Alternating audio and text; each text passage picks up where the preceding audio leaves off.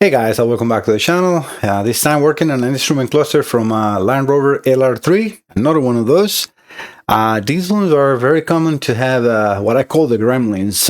It's different ways of act.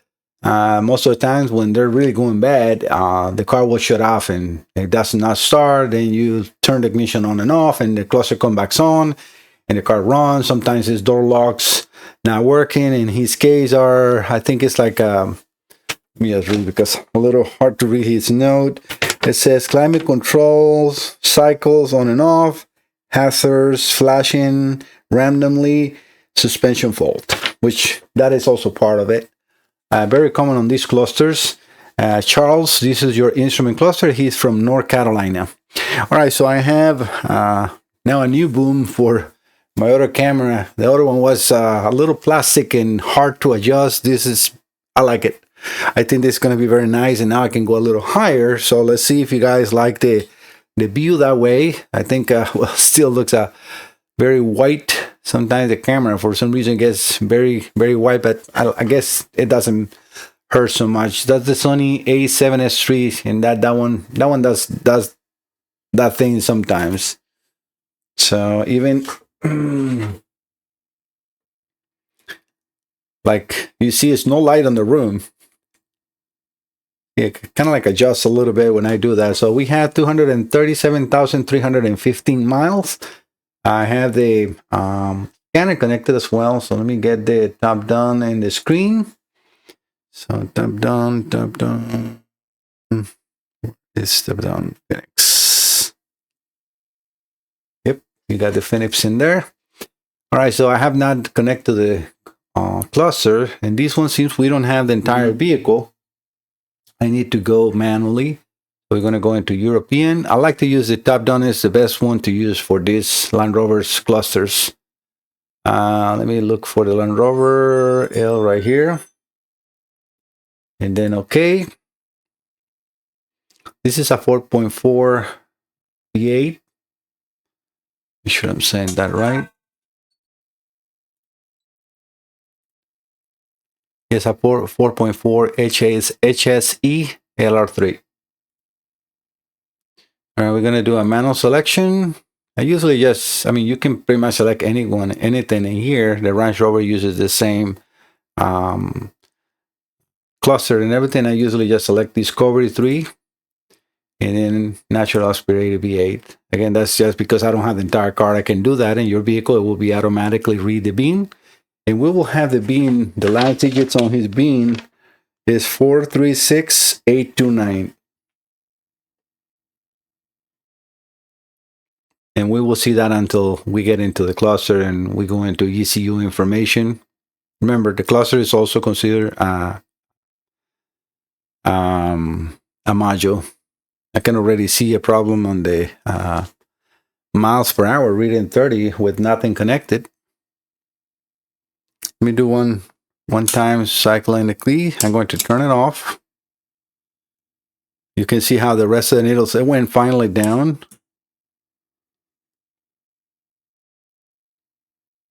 It could potentially also be that, when I turn, depends on where the needle was last during shipping, right? If the needle was too far away, it might not have the chance to come back, but we'll see. Because it's been on for a while. All right, so we're going to enter the instrument cluster. And this is where we can go into, in this case, version information. And yeah, we have the complete bin. SLG25437A436A29. Yep, so that is completely correct. The rest I can disregard. I don't know what that odometer reading reads because it's like a 9,491,205. So that's got to be some sort of a serial value, but nothing to do with the actual reading because it has 237,000 miles. So if we go into kilometers, that would be times 1.6. So let's say around just, close to 400,000. So nothing above 949 or whatever. So I'm not sure what that is. All right, so in this, I just want to go over to the actuation tests. Let's see what we can do here.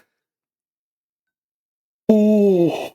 Also, part of his concern is that when he puts the blinkers, he doesn't have any sound. Let me just go into start.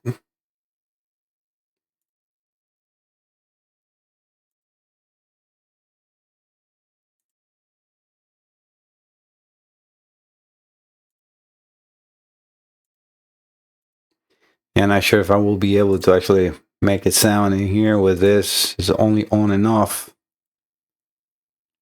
Let me see if I have any audible. Low fuel, charge, warning, no pressure, corner, little plug.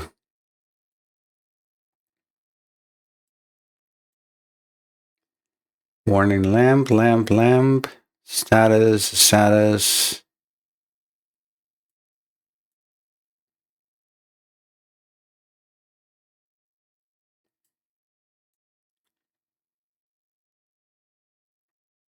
Yeah, I don't think I have anything to really reproduce the chime in here. If that is what this one have, I have all parts in stock, so that should be no problem. But I would not have a way to actually see it or hear it. Let's go over to the tachometer and the regular test that I do. Let's go over to the 51% that this scanner puts. Like you see, I know this is scanned by memory. I don't know why they do 51% on the tachometer, the RPM reading, right? So, but let's go in there. So let's just start. So we are indeed there. You can see it's a little past the 4,000, which is okay. We're going to exit that. Actually, I forgot that I can stay here. So we're going to go over to 100%, which in this case, I got to go over to the maximum I can go is 89.25. Because if I go higher than that, it goes to 102, and that is not a plausible command. There is no more than 100%, right? Unless you want to rip the needle, and the manufacturer doesn't want that. All right, so let's just start it. All right, so, well, we can see that one is not reaching the 100%. Oh, it's not 100%, it's 89.2, right? So that should be okay. And it's nice and smooth. Let's do the fuel gauge. The fuel gauge is empty. You can see that yellow light. The fuel gauge is the one in the center ring in the right side, right next to the yellow light. So I'm going to go over to the 50%, which in this one we can go 50%. And remember, sometimes I'm able to reproduce a problem on these clusters, like they will shut down in the middle of a process of a test, and that's what I also do those. But sometimes they don't, and sometimes I need to take it apart and look for the, loose components, crack solder joints, and damage that it's through the years. It's nothing really that you did, or it's just, almost 20 years in this case, right? 2007. So, all right, let's do the fuel gauge 50%, and we're good. We're going to go into 100%. And I want you to see that I go into 100%. I cannot go any past 100%, right? Because 100% is 100%. I don't care what size it is or where it goes. You can only have 100%. All right, so let's start. And yes, we have that one good. All right, so the fuel gauge is good. Let's do the same thing in the temperature. Since the temperature is not connected to to the temperature sensor, it goes into full. So we need to go over to 0. Let's see if it does 0. Yes, it did. All right, so we got 0%. I'm going to go into 50%.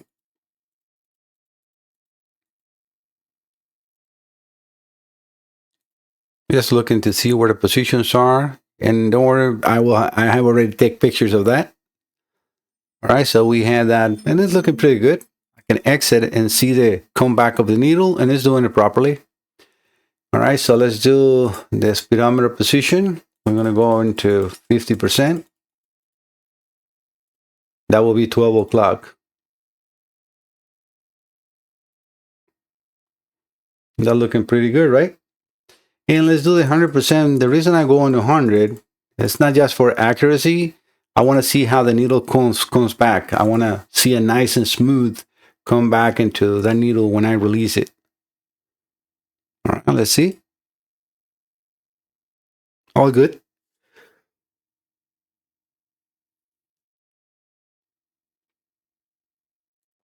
Display message center number. I'm not sure what that is. Let's try that. 12.7 something. Oh, those are different tests.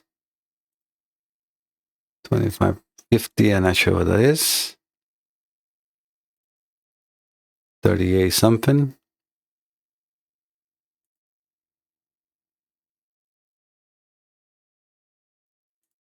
Okay, so this is changing the center. Hopefully, yes, you can see right here that is changing. Program change in progress. Suspension normal high selected. So this is going just into different part of this of the center display. Overheating and slow down. Yeah, I'm trying to see if I can make the sound come on. That didn't do it. Warning, lamp status. No, I don't want any lamps. I want sound. Lamps. I don't see any sound controlling here. Yeah, there's nothing else. Yeah, that's the only actuation that we have. So yeah, I don't have any audible way of testing in here, Charles.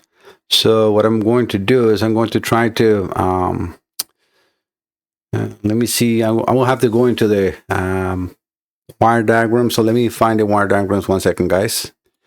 Well, yeah, now looking at the diagram, let me just put them in the screen 1 second for you guys too. Yeah, looking at the wire diagram, this is a color wire diagram, but I've been using it for a long time, and I know it's correct. All the signals that come into the cluster are actually a CAN bus message.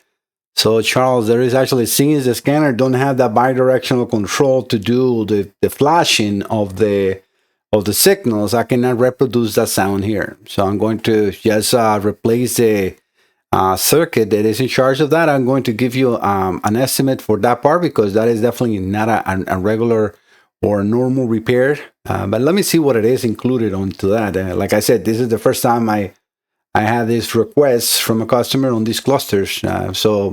But I do have all the parts in stock, so it should be no problem. All right, guys, so let me just open the cluster up and see what I find, and I'll be right back, okay? All right, just to give you an update, I have replaced, well, I already did the one side of the board, and I'm going to start on this side. I like to always start from the hardest part, which is the other side, where there's a lot of components that have to be resoldered. I also use the time to replace a speaker. This is the speaker for dings, and also when you put the blinkers, right? So there's no other sound device in here. So this is what I ended up replacing. So you can see this is an original speaker for this instrument cluster. All right, guys, I'll be right back with the rest, and then we can hopefully just test it back and send this as quick as possible to Charles. All right, guys, the repairs are done. Let's see how this goes as far as powering up and do the normal test again. We put the Phoenix in the screen. And let me power up the cluster. As you can see, the needles are now everywhere else but 0. Or you see how it's like, it all depends where they are. You need to turn the ignition off again and then turn it back on. Actually, it's power off. Completely battery remove. Otherwise, the needle will not reach the 0. You see? Right now, they're in the 0. All right, so let's reconnect the scanner. Give me 1 second. So everything should be good to go. Let's enter the instrument cluster one more time. And I'm going to read the information once again to make sure everything is proper. Yeah, that's the correct V number. Everything looks the same. Let's do the actuation test. Now I can hear the bing. You know what? Yeah. I don't know if you guys noticed that, but is I replaced the speaker. Before, when I plugged it in, it was no sound. Now I can hear the ding and everything. So perfect. So Charles, yeah, the replacement of the speaker will take care of that problem, because this was a very silent cluster. Now it's no longer the case. All right, so we're going to do the test of the needles. Let me move this so you can see this better. I think that's a good position. So we're going to do the same thing. 51 on the tachometer. Perfect. Let's go to 89 something, 89.2. Let's start that. Okay, so and then release it. Nice and smooth. Everything looking good. Let's do the fuel gauge. Let's do the 50% to make sure it's in the correct position.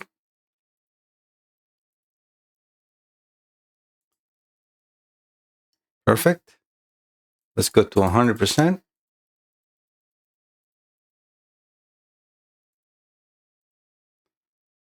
All right, let's start. Perfect. And then release. All nice and normal and smooth. Let's do the temperature 1. We're going to do, well, actually, let's do 0. Once again, that is in full. Okay, that looks good. Let's do 50%.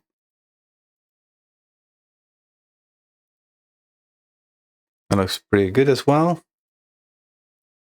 You can see definitely nice and smooth response of the needles. Let's do the speedometer LS, 50%.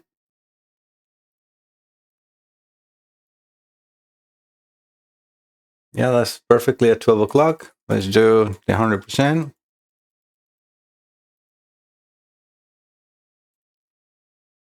Excellent. And release. All right, so Charles, your instrument cluster is now fully repaired.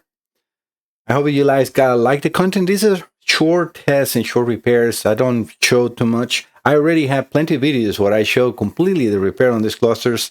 Well, kind of complete, right? I always keep a little bit of a secret here and there.